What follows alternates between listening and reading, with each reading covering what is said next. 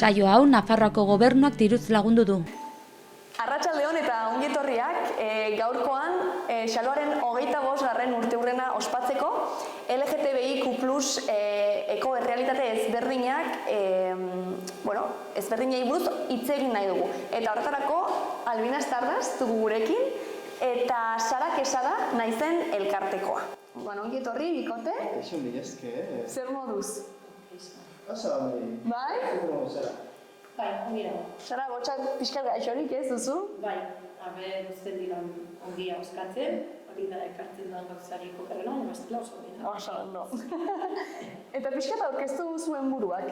Zu, nor zara, Albina? Bueno, ni Albina Stardust naiz, Iruñako drag artista, eta ni burrotan joian ez, baina Iruña bizten ez, eta gaur egun draga daukat lanbide, eta dragak lagundu dit nire burua ezagutzen, eta nire burua espresatzen munduari, eta gaur egun hemen nagoen arren, soluzio bat izan da, baina gaur egun hori naiz, Albina Stardust, drag artista eta aktivista.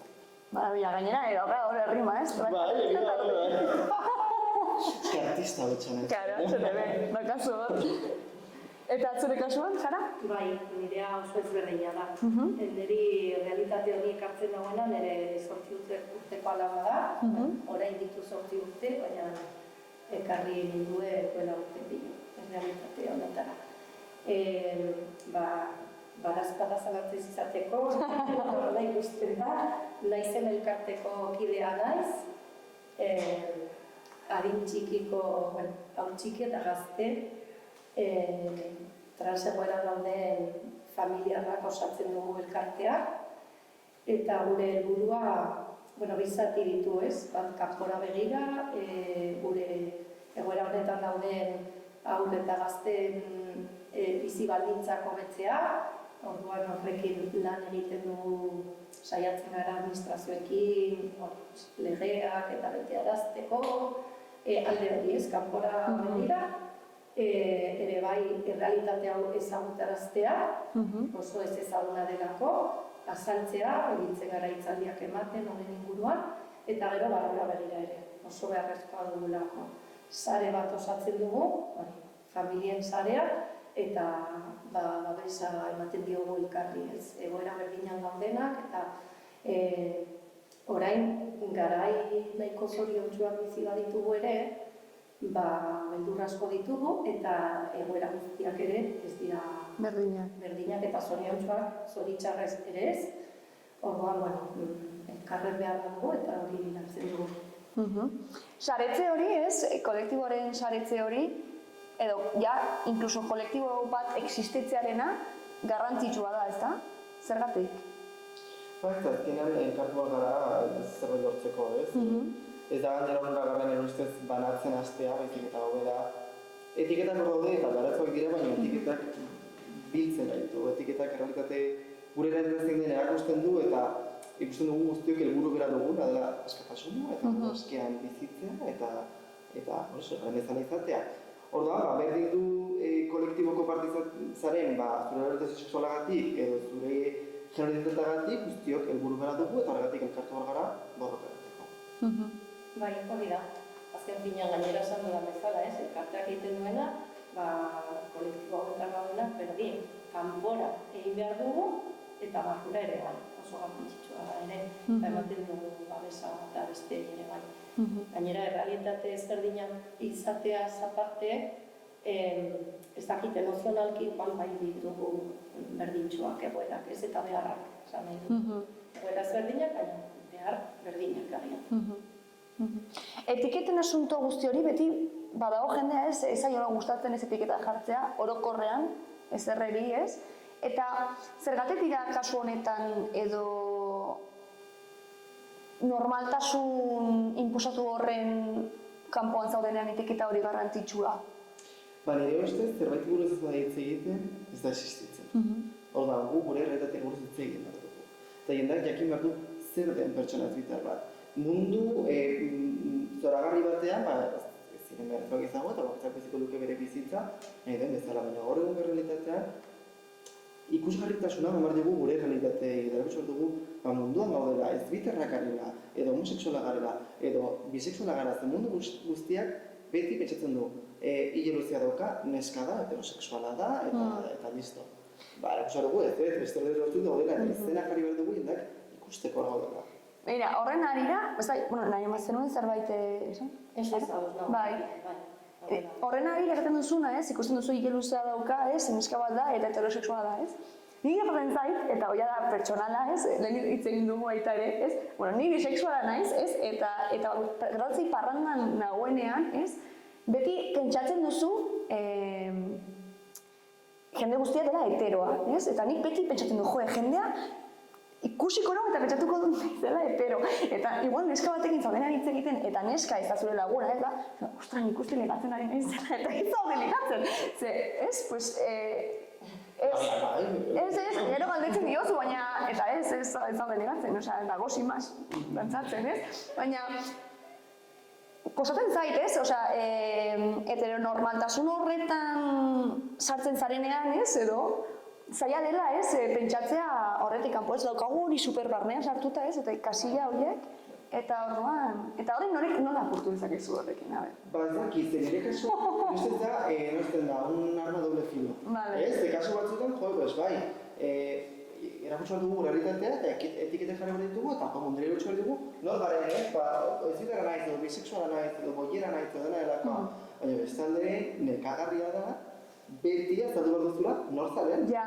Beti, eske, hau nahiz, eske, hola nahiz, eske, hau nahiz, eta gero, hori batean homosexuala nahiz, ja mundu guztiak homosexuala zerren bat, alderantziz, zindak gizonak pentsatuko dute, bereiekin ligatu nahi duzula. Ja. Homosexuala nahiz zera, baina ez dute, edo nor gustoko, sabes? Ondo, ez dakit, eske zaila da, zemateraino, esan bat dugun, zemateraino, nekatuta gau, eta zaltzea. Bai, dena den, esan behar nuen, hori homosexuala naiz, orduan jende guztiak pentsatuko dutenen gala ligatu, horrek esan nahi du. Hitz horren esan nahia iritsi gara ulertzera, baina igual ez dugu barneratu, ze bestela, ez genuke hori kontutan hartu. Heterosexualen artean ez dugu esaten, pasatzen denean, neska eta motil bat elkarrekin dutenean, ez gara esaten, ligatu behar dute, bai, lankideak dira, lanazitze egiten, orduan, horrek islatzen du, oraindik gai honen inguruan sakontzeko behar ikaragarria dagoela. Eta jendak lortu hartu hori etiketak zer diren, zergatik sortzen diren, eta ulertu behar dute guk etiketak sortzen ditugula gure burua definitzeko, etiketak ez gaituela gu definitzen. Eta etiketak aldatzen dire askotan ere. Dena ipatu dugu, gertatzen dela, eta guzti nire kasuan gertatu zait, nire horretak aldatuz joan dela, eta nire etiketa ere aldatuz joan dela. Eta etiketa bat baino gehiago ere egiten dezakegula, askotan badirudi homosexuala zara eta listo, baino trans izan zaitezke, eta homosexuala, eta trans, eta ez dakit. Identitate ezberdinak gaudena. Eta aldatzen direla, nire kasua, ni hasi nintzen adibidez, nire orientazio sexuala dudatzen, eta hasi nintzen planteatzen homosexuala nintzen, edo ez nintzen, eta hori ja, esan nuen, gizon, homosexuala nintzela, baina gero, horrek eraman ninduen beste pauso batera, eta hartzen nintzen dudatzen nire genero identitateari buruz. Zeni banekien, nesken gauzak gustoko nituela, eta iruduzea gustoko nuela, eta fantasia gustoko nuela, eta hori, hasi nintzenean dragarekin jolasten, ikusi nuen, ez zera bakarrik nire orientazio sexualaren gauza bat, eta nire identitatearen gauza bat ere, zegoela. Eta orduan, ezagutu nuen ezbitar terminoa. Eta horrela aldatu joan da, zepera zinaren ezbitarra nintzera zuten nuen, baina esaten ez nintzela transa, gero ulertu nuen zuten transizatea, eta ulertu dudanez da, jaiotzetik ezari zaitzun generoarekin ados ez egotea, orduan badirudi transizateko ere, hormonak eta ebakuntzak eta gero dituzela, eta gero ulertu nuen, ez dena beharrezkoa bat, hau beti da ikastea eta aldatzea. Eta badirudi askotan ere, bai asko atratzen ere, badirudi askotan ere, kolektiboko jendeak ezagutu bat ditugula.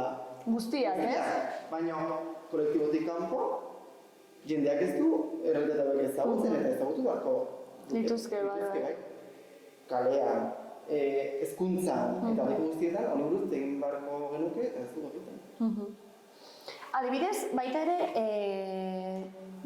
trans aipatu duzu, ez? Eta baita ere ez neskein gauza guzain zitzaizkidan, eta bar, adibidez, Transitos liburuan nik uste baita ere naizeko kolektiboko jendeak idatzitakoa dela, ez? Transitos liburua. Ni lehenengo edizioa irakurtzerakoan, ez, askotan hitz egiten zen, ez? Pues, ze gauzak zituen gustoko, ze nolako joerak, eta barrez. Eta batzutan nire, edo entzuna daukatez, bi urte izan baino lehenago, genero rolak super barrenatuta ditugula, ez? Orduan, identifikatzen dugula asko, neska izatea, horrela jantztea, horrela izatea, hau egitea da, eta puntilla izatea, hau da, bi urte baino lehenagotik, ez? Orduan, baita ere, ez da berdina, azkenean, zu gauzak identifikatu dituzu zerbaitekin, baina igual, zu ere ez zara normaltasun horretan identifikatzen, ez? Esan duzuna lehenago, ez? Osea, ez zara trans, baina ez duzu izan behar emakume trans normatibo bat eta multitrans normatibo bat, ez? Eta hori ere, nola, ez dakit azaltzen ari nahi zen esplikatu behar, nola jorratzen duzue, edo nola urbiltzen zaren? Azteko, ikasten ari garena da, egoera horretan dagoen jendea, eta hitz egiten ari gara gure esperientziaz, baina baliatu gara esperientzia hori izan duten helduekin. Bale. Orduan, nire esperientzia da nire hau txiki batena, baina existitzen da realitate hori, bizi izan duen jendea, heldua dena, eta beste era batez bizi izan duena zoritxarrez bere goera, ez? Orduan, nire kasuan, nire alabak esan zidan, hitz egiten ikasi zuen, pixka bat lehenago, ja bere kutsua jarri zuen, nik ez nuen ulertzen ezer, baina hitz egin hasi zenean, orduan, pentsatzen genuen nire kasuan, mutila zela, pitilinarekin jaio zelako, eta horrela esan duten, horrela inskribatu egin zen. Eta hitz egin ikasi zuenean, neska naiz esan zuen, eta ez du kontrakoa esan inoiz.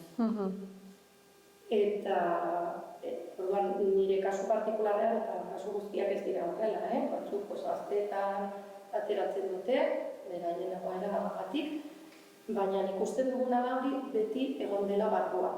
Orduan, gauza bada noiz azalaratzen den, eta beste gauza bada noiztik orduan, galdetuko nizuke zuri, edo nire buruari galdetu dira. Noiztik daki, naizena. Beti danik, klaro. Ni orain emakume bat naiz, emakume bezala gustatzen zait tratatzea jendean eri, baina galdetzen dut nire buruari eta nik esan beti danik. Ez dakit horrela izango den, sexuazio prozesua irekia dagoen zerbait da, hilarte prozesu hortan gaude. Itxita ez dago ezer inoiz inorentzat. Baina nor garen, bai, beste gauza bat da, berak esaten duen bezala, gure bizitzaren prozesuan ditugun aldaketak. Eta kanpora begira, nor garen ere, ikusi handia dauka, kanpotik nola begiratzen gaituz. Horrek, egiten du askotan, gu barruan duguna ezin atera. Beldurragatik, edo transen kasuan, oso zigortuak egotik edako, orduan, jende azkarra zer egiten du. Ikoitu bat banate dut esan, orduan ispitzen da, dena logika horren barruan dago, ez? Baina, batez ere egoera hori hor egon dela beti, ezberdina da noiz azalaratzen den, eta gure kasuan orain oso garai historikoetan bizi garela esan dezaket, klaro, badago jende asko transexualitatea egon da hemen eta kultura askotan eta betidanik. Baina gurean gutxienez ez da ezagutu izan bada zerbait bortizki zigortua izan denez, ez da ikertu. Eta horrekin ere, esan behar dugu, orain dela lehenengo belaunaldia, hau txikiei onartzen zaiela egoera hori. Orduan, gertatu da, ematen zela, transexualitate egoeran dauden pertsonak iristen direla heldutasunean. Nolabait lotu da transexualitatea eta heldutasuna, Claro, bai. baina hori ez da egia. Claro. Ez da egia, kontua da, ez dela azalaratu eta orain ari garen ez azalaratzen, kriston lana egiten ari gara, ikerketa egin dezakegu. Agotxa asko daude, gainera orain ere estatu mailan onartu behar den lege horrekin. Galdetu behar nizunean, nola... Kaina potente sartzen, eta gauza asko esaten dira, eta daturik gabe. Datuak orain ari gara jartzen, nahi gainean gu. Egoera horretan daudenak. Zorain arte ezinezkoa izan da. Ez daude daturik. Hau txikiekin hitz egiten baduzu, ez daude daturik. Daturik gabe ezin duzu eguneko egunean esan hau gertatu dela edo gertatuko dela. Ezin duzu esan eta jendea esaten ari. Eta hori behin dira ikerketa batzuk, azkeneko urteetan publikatu dira batzuk, baina 2015-etik ona. Eta translegediaren, aprobatuko den translegediaren kasuan, nola ikusten duzu edo ze nolako aurrera paso bat bezala ikusten duzu, gabeziak ditu, nahi duzun erarte sartu? Nahi zen elkartea egon da tramitazio horren baitan, parte izan da, baina ni ez naiz izan. Ni ez naiz informazio zuzena eta dudan. Orduan, gutxi gora bera dakidana da, Nafarroan hain zuzen ere, eta erkidegoan ere bai, foru legeak ditugula eta munduko aurreratuenak direnak, Nafarrokoa behintzat bai, askoz aurreratuagoak, orduan lege horrekin, esango nuke, estatu maila lege baten beharra ulertzen dudala egon behar duela, bai, momentu honetan, segundo jaiotzen zaren eskubide batzuk dituzu, edo ez dituzu, toki batzutan ez dituzu. Hori bai da larria, baina gure kasuan ez dakit zer gertatuko den tramitazioan dago lege hori, lege proposamen bezala dago, alderdi politikoek beren mentakinak aurkeztu behar dituzte, eta ez dakit guzeraterako den. Baina momentuz aurkeztu denaren arabera, hemen duguna, baina askoz gutxago da. Orduan, esaten handizut, Nafarroan 2017-tik dugula indarrean lege bat, eta batzutan leporatzen diren gauzak ikusteko, daiteke jafroa, 2017-tik indarrean dugu, eta ez dakit gauza larri gertatu diren, nik esango nuke ez edo gehienez, gauza larriak guri egoera honetan gainei, eta hori jala beste gai bat da, eta legea bai, baina gero praktika jartzen da, hori jala beste asunto bat. Beste eztabaida bat, ez? Lege hori dago, baina gero, Eta zure kasuan, gero, Albina, esan duzu draga ematen dizula lako ezagutze edo maila hori. Nola zuk uste duzu edo zuek uste duzue guztiok egin beharko genukela hausnarketa handiago bat, horren inguruan, gure identitate sexualitatearen inguruan. Batzutan geratzen gara esaten digutenarekin, inposatzen digutenarekin, eta egin beharko genuke horrelako hausnarketa sakonago bat. Nire ustez dekonstrukzioa prozesu bat da, eta dekonstrukzioa guztiok egin behar dugu, eta guztiok egin behar dugu gai edo atal askorekin, ez? Nire ustez guztiok egiten dugu draga. Nire itzela egiten dugu draga everywhere, nire ustez draga edo non dago. Hori bai. Draga da generoa performatzea. Generoa azkenean performantzea da. Eta gure esan digute emakume izateko hau eta hori madozura eta gizon izateko hau eta hori madozura. Ez performantz bat da. Azkenean da aktore lanak egitea. Nire ustez guztiok egiten dugu draga moduren batean gure eguneroko bizitzen. Nik ere horren nago. Eyeliner bat egitea, edo azizkelak margotzea, edo ia moztea, edo iruztea guztea. Beti hori gara zerbait depilatzea, probatzen, esperimentatzen. Zerbait berria edo gustuko dut, hau dut gustuko draga hartan datzea. Draga probatzea, esperimentatzea. Gero aukera dugu beste maila batera, ez? Draga dago, eta nire ustez guztiak egin behar nuke draga, baino lehen gure burua ezagutzeko, baina full drag. Osea, ja jarri bagara beste mugan eta dena probatu, ez? Baina horretarako gure burua ezagutzeko eta ulertzeko gizartan ditugun genero rolak ze absurdoak dira. Total, bai. Super absurdoak. Niri gertatu zaidan, unibertsitate bukaerako proiektua egin nuela depilazioaren inguruan, ez? Eta depilazio eta feminitatea. Eta ari nintzen aktore lanetan, orduan, erabaki nuen urte oso batez, ilea ustea, ez? Eta ez depilatzea. Eta askotan aktore lanetan egiten nuen dizelen gau showa, horrela oso wow. Eta askotan joaten ginen ropa gutxirekin, ez dakit zer. Eta orduan hasi ziren niri gizonezko rolak ematen, batean, ez? Koinzidentzia, ez? Eta hasi ziren horrelako gizonezko rolak ematen. Eta izan zen super interesgarria, egin genituen gizonezko rol pilo bat, justo hilean nukalako, eta izan zen oso interesgarria, azkenean, drakin edo, esperimentatze hori, ez? Izatea, Elvis izatea ez da. Eta izan zen super interesgarria, eta hori zure barnean sentitzea, eta zure zu zaren horrekin baita ere konektatzea, ez? Zure maskulinitate horrekin edo zure konektatzea pilo bat, eta beste modu batez, ezakit.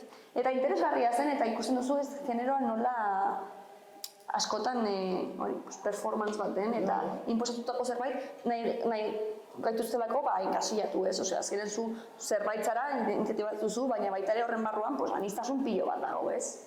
Eta genero ez da kaiola bat izan behar. Claro. Genero rolak hor daude, eta jarratu nahi behituzu ere, ongi dago. Claro, sí. Nahi duena. Baina dutu behar dugu, zuk esan duzun bezala, nire kasua eta kasu askotan, dena ez da txuria dobentza, eta dena da femenino edo maskulinoa. Oda, guztiok dugu gure barruan denetak. Nire kasuan, nire gizarteak existentzian feminitatea ezkutatu behar noela. Eta maskulino izan behar nintzela, eta hetero izan behar noela, eta matxoma izan behar nintzela. Eta horren, drag lagundu dit, feminitate hori ateratzen alo bestea. Osa, nik izan nuen nik dut pizkadatera, nik aterako dut, bonitea, vuelvete loca. Baina gero ere, jendak uste du orduan, nik dut duena dela, emakumez jantzea. Claro, eta ez da hori, ez da ere. Ez da hori, claro, zer da emakumez jantzea. Hori da. Zer nok lotu du feminitatea emakumeekin eta maskulinitatea gizonekin. Zori gizarteak egin du, baina esan dut bezala, nire zen guztiok dugu barruan denak. Claro. Orduan da, nire feminitatea ateratzeko modu bat. Emakume bat, zer orduan ez dagoen depilatuta, ez naiz emakumea. Claro. Baina, hile luzea dara denez, emakumea. Eta makillajea daukazunez, bai. Claro, nik atzu bat dibezuzu hile luzea. Bueno, gertatu zaidan baita ere hori, behin eskolan irakasle moduan, maskariarekin joan behar ginenean, gero bukaeran agertu zen, gai hau ez, generoa, zer garen, ez garen, zer da mutila izatea, zer da neska izatea, ez dakiz zer, eta egon ginen horretan hizketan, antzerki klaseak, aproposak dira horretarako. Eta esan zidan batek, ni pentsatu den zu, mutila zinena, ez zenuelako, ez eda roxera ematen, eta ia motza zeneukalako. Eta ni, ostras, bai, osea, ez? Osea, interesgarria, ez? Guzti hori nola hartzen duten, eta... Eta horregatik esaten dut askotan, dragak egiten dugula gure eguneroko bizitzan. Zuk segurazki, ja moztu zenuen, ez pentsatzen dragak egingo dut. Edo nire alderdi maskulinoa horrega batea, ez duen zenuen guztuko dutzurako, eta probatzen izanulako, eta hori izan dutzurako zure burua, baina jendeak denen jartzen dio generoa. Ia moztu duzu eta hori gizonena da. Eta ez da. Eta askotan ere transidentitatekin gertatzen da, trans izateko normatiboa izan bartzaren. Hori da, itzen dugu. Eta azten esaten da, ez zaio nabari. Eske, zer nabaritu bartzaio? Claro. Zer nabaritu bartzaio? Eta badirudi, emakume trans izateko, ongi dago izatea, baina bat mazera super femeninoa, super arragala, titiak izatea, noski zakilak izatea, eta orduan, Venga, paso, bai. Eske hori ez da trans pertsoni errealitate guztia, errealitate bat bada, baina ez guztia. Zuen kasuan nola ikusten duzue? Gero aurrera begiraka, nola ikusten duzue zuen prozesua edo zuen laguntze prozesu hori, ez? Pertsona horren, azkenan izango zarete babesa, ez? Eta, etxea zarete, ez? Nola ikusten duzue prozesu hori edo, nola etorkizunera begira? Etorkizunera begira, beraien prozesua. Bai. bueno, itxaropenarekin erantzungo dizut. Gure itxaropena da, justo bere aurretik pasatu dutena, ez pasatzea. Gure helburua da, ez izatea beraien bizitza aurrekoen tragikotasuna, eta, bueno, gainera guraso bezala. Beldur handia diogu, zifra bati, ez? Transexualitate egoeran dagoen jendearen bere buruaz beste egiteko portzentaia, beste edozein kolektiboarena, baina askoz altuagoa denez, beldur hori daukagu, ez? Eta orain, ni alaba txikia dut, orduan, beldur hori daukat, beti mamu hori, orduan, lan egiten ari gara, beraien haurtzaroa zoriontasunean bizitzeko, eta esaten dizut orain, zoriontsuak dira. Onartzen dituzunean diren bezala, eta bi guztio gertatzen zaigu. Ez nauzu onartzen naizen bezala, ez nahi zoriontsu izango, umei berdin, ez? Onartzen dituzu diren bezala, eta oso zoriontsuak dira. Orduan helburua da, beste, adibidez nire kasuan, badut pitilina duen seme bat, orduan nire semea eta nire alaba izan dezaketen haurtzaroa berdina izatea. Eta izatea umeek dituzten arazo berdinak, ez erantzita egiten diegulako mina, ez? Eske askotan, adibidez txikiak direnean, eskolan, bullying eta gertatzen da, orduan. Baina horretarako ari gara lanean, ez? Orduan, begira, 2015 urtean sortu zen, orduan beste izen batekin, Krisalis Euskal Herria, orduan Euskal Herriko 8 familiek osatu zuten elkartea, Krisalis estatu mailan existitzen zen, eta delegaritza bat bezala, ez? Euskal Herrian, hori, 8 famili. Hasi zirenean lan hori egiten, urte gutxitan handitu zen hainbeste, aldatu behar izan zela dena, eta 2019 urtean utzi zion delegazio bat izateari, eta horregatik izen aldaketa, eta nahi zen izenarekin helburu berdinak, dena berdin da, baina hori hainbeste handitu zen, nahiko lana dugu hemen ez egiteko, eta harremana beste elkartekin dago, baina hemen autonomia, eta orduan osatu zen Nafarroko legea, erkidegoak, eta hori. Eta hau ari naiz esaten historia zergaitik. Nik etorkizunera begira, ea nola ikusten zenuen, esan diazu itxaropentsu. Hori, hasi ginen laguntzen haur txikiak, eta hori, itxaropena da, ikusi dugu, onartzen baditugu zoriontsuak direla, eta momentuz ditugun umeekin ikusten dugu, ez dituztela arazo berezirik. Orduan hori lortzen ari garela. Gero beste gauza bat da ere, legalki nola lehen egon diren derrigortuak tratamendu bat egiteko, adibidez, bere agiri ofizialetan aldaketa egiteko, hori ere guretzat da egiten ari garen iraultza bat. Ez dakigu lortuko dugu, ze estatu mailako legea ber nola ateratzen den. Baina gu ari gara esaten. Eske gorputzak ez dira neska bulba mutila pitilina, gorputzak dira oso anitzak, eta bi pitilinak ez dira berdinak ere ez, eta forma askotako gorputzak daude. Orduan, gu ari gara, gure umei esaten, zuen gorputza ederrena da. Ederrena. Eta orduan, froga bat da, ez? Nik adibidez nire alabari beti berresten badiot oso ederra dela horrela, oso polita dela, eta inork, eta hor ja ezin dugu. Nik egin dezakedana ziurtatzen aldut, besteek egiten aldutena ez. Baina, karo, berak ez badu ikasten, bere gorputza besteak bezain polita dela, ez du arazoa izango, eta orduan jari dira ematen kasuak, noski, ez dute ez da tratamendurik hartzen, zirugiarik ez, zergaitik, ez, zergaitik. Karo, ulertu behar dugu, zirugiaren beharra, eske legea aginduagatik zen. Orduan hori, historian, kontatu behar da, ze jende asko ari da esaten, medikazioa zakiz zer, Claro, derrigortzen duzunean, zarena izateko... Egin zu da tramite hori, egiten duzu, naiz eta igual zu aukeratze hori ez izatea zurea. Hori da, baina ari gara. Bueno, utzi jendea erabakitzen nahi duena. Claro. Ni txikitan, de hecho, hasi nintzenan, nire orientazio sexuala eta zalantzan jartzen, planteatzen nuen, eta emakume transa izango naiz. Zer, niri hori emakume gauzta guztoko nituen, eta horren zuten emakume transa izango naiz, baina, kero, ni ulertzen nuen emakume izateko albo izan behar duena. Eta nizatzen nuen, baina nik ezun dire ez dakiak endu nahi. Ni gustora nago, momentuz, edo, hau txikitan, eta nik horretzen ez duen, baina nik ez dut kendu nahi. Orduan, nola izango naiz ni emakume ez baut aukentzen. Claro. Eta hau txikitan, norbetek esango banindu, ez da beharrezkoa.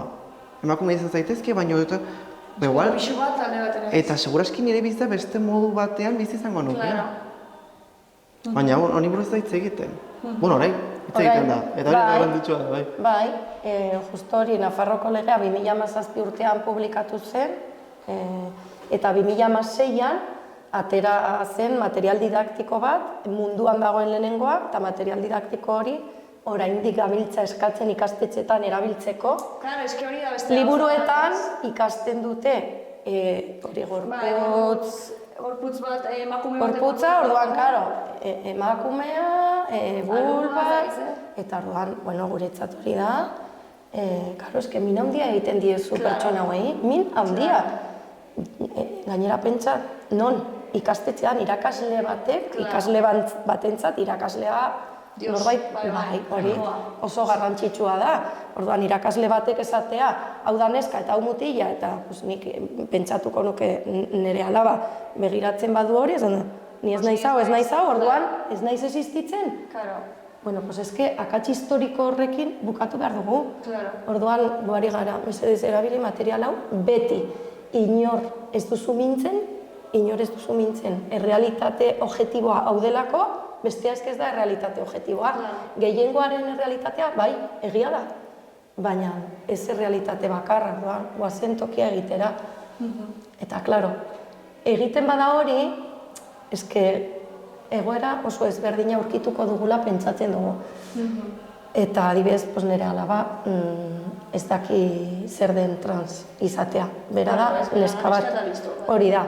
Orduan, lehen aipatu dugula etiketen, momentuz etiketen beharra dago, baina, karo, nik ez dut aurkezten nire alaba... Ez da beharrik ere, Ez dut beharra, nire alaba da, neska bat da, ez? Eta beste gauzen artean, piano ikasten ari da, hip-hop dantza egiten du, eta gauza pilo gehiago, 3. mailan dago, lehen hezkuntzan, gauza asko gara pertsonak, ez? Gauza asko eta horien artean hori, baina ez diot jartzen etiketa hori. Eta nik ez dakit, hori ja bere esku egongo da, uste dut noiz baita entzun omen duela, orduan entzuten badu eta ikasten badu zer den, gian berak erabiliko du, behar hori sentitzen badu. Normalean, bai erabiltzen dute igual gehiago gazte edo nerabeek etiketa hori, baina errebindikazio politiko bezala behar dutelako. Eske bestela ere oso zaila ez, orduan. Bueno, esan duzuena lehen ez, etiketa beharrezkoa da ez, existenarela esateko ez. Bai. Normaldasunetik kanpo zaudenean ez, edo erabiltzen duzu eta saritze hori dago eta ez, edo bestela, ez ara existitzen ez, esan duzuena. Eta hemen sartzen da ere, zuk esan duzunen hezkuntzarena eta irakaslena eta material didaktiko hau eskatu behar duzuela erabiltzea, hemen ikusten dugu berriz ere, nola, kolektiboko jendea, bai igual, saiatzen garela, gure realitate guztiak edo ulertzen eta azaltzen, baina kolektibotik kanpo dago, jende askok oraindik ez dio kasurik ere egiten. Eta bosa xora zaio. Bai, ez baldin mazu ditu ukitzen ez da guztiarekin bezala, ez? Zure privilegioekin pozik baldin mazaude eta zu bizitza dasai bat bizitza baldin mazara, beste errealitatei buruz ez duzu interesik jartzen, ez? Eta super garrantzitsua, ez? Azkenean, bai, badira eta errespetu hori eta zaintze hori behar dute guztiak behar dugun moduan, ez? Claro. Bueno, berez legeak babesten du hori egin behar dela, ikastetxe guztietan gai hauei buruz hitz egin eta tratatu. Ez bakarrik hitz egin, baizik eta tratatu. Eta tratatu esaten dudanean, da, ziurtatu ezagutzen dela, egoera horretan dagoen edozein babestua dagoela, dituen beharrak asetzen dituela, hori legeak esaten du. Nafarroko legea da LGTB, kolektibo guztientzat, eta orduan, esan nahi dut, idatzita badago, orduan hori da, guk dugun beste aldarrikapena, ez? Legea bai, baina gero eske praktikan jarri behar dugu, eta praktikan jartzea, ikastetxe batean bagaude, irakaslegoaren ardura da, eta orduan, batzutan gertatu da aldrebez, ez, gizartea aurrera doa, eta kasu honetan, legea gizartea baino aurreratua dago, eta orduan gizartea oraindik kostatzen zaigu, ez, praktikan jartzean, derrigorrez praktikan jarri behar duguna. Ezinezkoa da hitz egitea beti heteronormatik, ezinezkoa da eta jarraitzen dugu. Eta, claro, jarraitzen badu nik ikusten bazaitut, emakume bezala pentsatzen dudala, eskenik orain beti kolektila asko erabiltzen ditut, pentsatzen dut, baina ez dakit, galdetu arte ez dut jakingo. Eta suposatzen badut, eta galdetzen badizut, tienes novio? Pues jari naiz heteronormatibatik hitz egiten, orduan, ez, interesatzen bazait zure bizitza intimoak, norbaitekin harremana duzu, punto pelota. Ez dugu behar. Eta hori gertatzen da beti. Beti sartzen dugu jendea heteronorman, eta askotan badakigunean heteronorman ez dagoela. Niri gertatu zait, niri txikitatik, ikusten zuen, argi dago. Eta ni unibertsitatean egonean Gasteizen, nintzela supermarika, eta beti makiatu eta nire familia galdezka, zer moduz neskak Gasteizen, eta nire. Igual, hori egiten dute batzutan, nik hori entzun dut beste, igual zuri emateko bidez, ez ditut neskak guztoko, igual, no, digo, porque ni adibidez daukan lagun bat, eta beti esaten du, la gente, galdetzen daten edan en plan de noizaterako zarmairutik, ni ez nahi inoiz zarmairuan egon, begiratu, ez nahi inoiz zarmairuan egon, orduan, nola aterako naiz, ez nahiz, baina orduan, erresagoa da galdetzea, baduzu bikoterik, edo interesuta zaude bikotetan, edo zuzenean ez galdetu. Ez gero erantzuna, ez baduzu onartuko, ez galdetu. Ez galdetu eta listo, baina ez galdetu zer moz neskak, porque nire labura pasan, daude karina. Nik ez egiten telebistan esateko modukoa den, baina, bueno, nire amari, galdetu zidanean, batean esan nire amari erlazio ireki batean ninguela. Orduan, usain zaizkizu, mutiak eta neskak.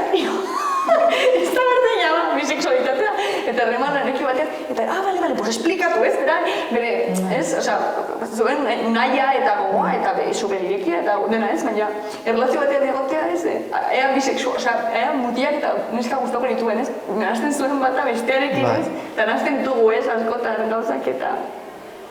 Baina, bisexuala banaiz ere, baina, ez? Bai, hori, klaro. Transexualitatea goran daudenari beti. Orientazioarekin beti. Claro, hori da. Eta ez du zer ikusirik. Ez du zer ikusirik. Alaba transot izatea ez da heteroa izatea, ez? Eta orain mutila guztoko izatea, pues nordak iz, guztoko gaizkia. Ze gainera, kasu honetan egara, aurri buruz izketa. Claro, aurrak direla. Aurri buruz, eta jendeak jakatzen die. Ez jakintasuna, ze arena izabidez 3 urteko. Claro. Barkatu, ez du garatu hori. Orduan ezinezkoa da jakitea bere orientazioa. Gero, esango dugu. Gero esango dugu. Orain bere identitatea zari gara. Pentsatze ez jakintasuna orientazioarekin. Gaur egun. Ez dakigu zer den orduan.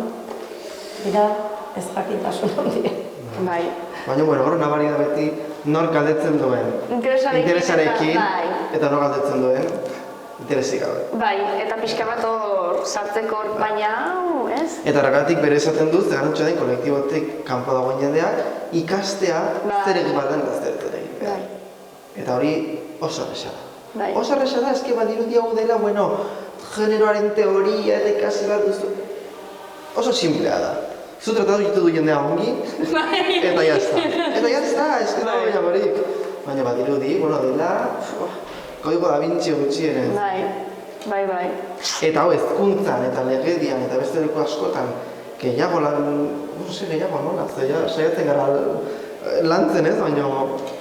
Bai, kostatzen da, oso gehiago gizarte itxia dugu, ez baloretan. Ez begian, gatoz baita ere... Hori da, nondi gatoz, atzo, genden, hori, ni beti gogoratzen dut, ez, la ley de vagos y maleantes, ez que horti gatoz. Claro. Claro. Ari gara, gutxinaka. Baina nire du jendeak interes hori izatea. Eta gero egiten dugun adibidez, dragari buzko hitzaldi bat, etortzen den eguneko 89 kolektiboko parte da. Eta zoragarri, marabellaz egin desu koraitik igual ez du gure eraldatzea ezagutzen, eta baina kolektibotik kanpo, interes hori ez da nabari. Baina nik uste urrengo belaunaldiak izango direla ezberdinak, Espero dugu. Nik ikusten dut. Nik espero dut baina. Nik ikusten dut, klaseetan, irakasle moduan antzerki klaseetan, eta ikusten dut aniztasun gehiago, gaur egin ditugu dinamika batzuk, eta errespetu hitz egin dugu, errespetuari buruz, eta batek izan du, sexualitatea errespetatu, eta ikusten zaio, bera normatik ateratzen dela, eta hori guzti egiten du, eta oso normatiboak ziren aurrak ez dute ezagik horrelako bullying eta harrera edo... Nik klasetan nik ikusten dute ezberdina dela egoera orain. Nik ere. Nire irakasla naiz eta nik ere ikusi dut haur txikiak, igual, laugarren, bosgarren mailan informazio asko dute. Eta badakite zer den LGBT. Igual ez guztiz eta supergarat, baina badakit zer den LGBT izatea, badakit zer den trans izatea, eta modu supernaturalan lantzen dute, eta hitz egiten dute horren inguruan, eta ni gogoratzen dut, ni laugarren maila, bosgarren maila, ni ez nekien zer zen LGBT izatea. Ez zen ez da existitzen, seguraz. Ideirik ere, ez nekien zer zen. Nik uste bai arian da, nik uste. Zerbait aldatu da, hori bai, itxaropena, ze hori, aduz nago horrekin, nire alabaren kasuan, bere prozesua, familian, kide guztiak ez dugu ikusten. Ez dugu izan prozesu berdinak. Kronologikoki berdin ez da izan. Orduan,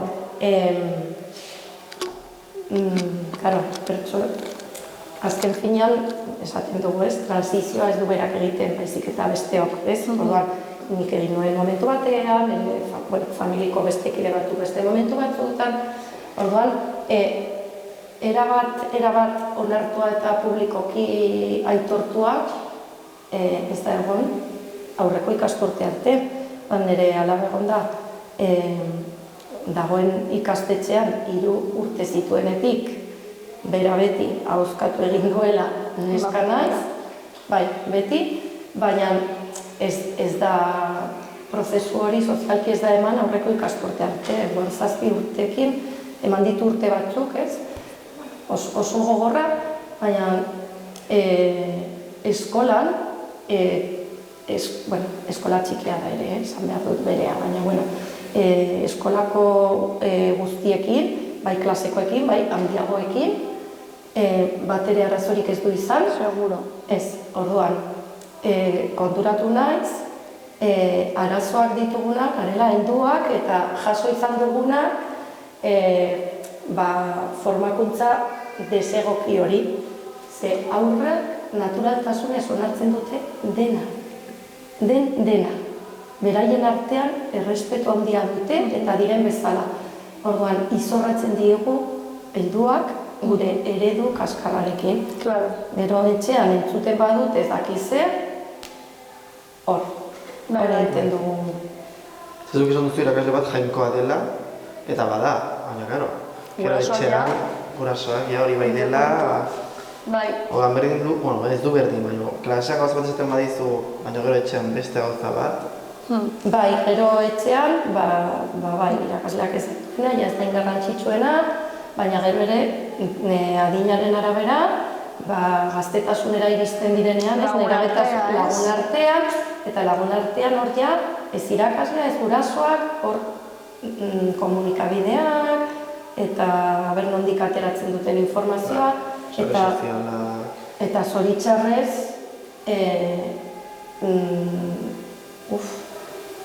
ez gaude, ez dago hori tratatuan ikuste dut gaia, ez dago. Oso, hor dugu ez, itxaropena hor txikiekin, itxaropena handia, baina nire bai, jaso dezaketena, niretza gain, ezakit oso bihurria, ez? Bai. Monstro hori dago horrez, azkenean... Bai, eta guk ikusten dugu. Hore elkartean dauden umeak jasotzen dituzte... Tratu txarrak eta... Bai. Beraz, itxaropena bai, baina lan egiteko ere bai. Hori da, egin behar da, hor gabiltza. Osa guztiok ere baiteko jendeak. Lan egiten, Eta gurasoak ere, beren burua ez behar dute. Bai. Ez da bakarrik aurrentzat, eta ezkuntza ez da bakarrik ikastetxeetan ematen. Ezkuntza edo, no? Bai. Gurasoetatik, lagunetatik, komunikabidetatik, sare sozialetatik. Kaldean, bai. Edo, no? Orduan, ezkuntza esaten duguran ezkuntza aldatu behar dela, ez da bakarrik ezkuntza ikastetxeak. Eskoletan, bai. Dena aldatu behar da. Ez gizarte osoaren hezkuntza ez. Eta gainera ez dago adin bat esaten duzuna, ez nila ikasi nuen, ez naiz gai aldatzeko. Ez da egia. Ez da egia. Beti, eta orduan da borondatea. Karo.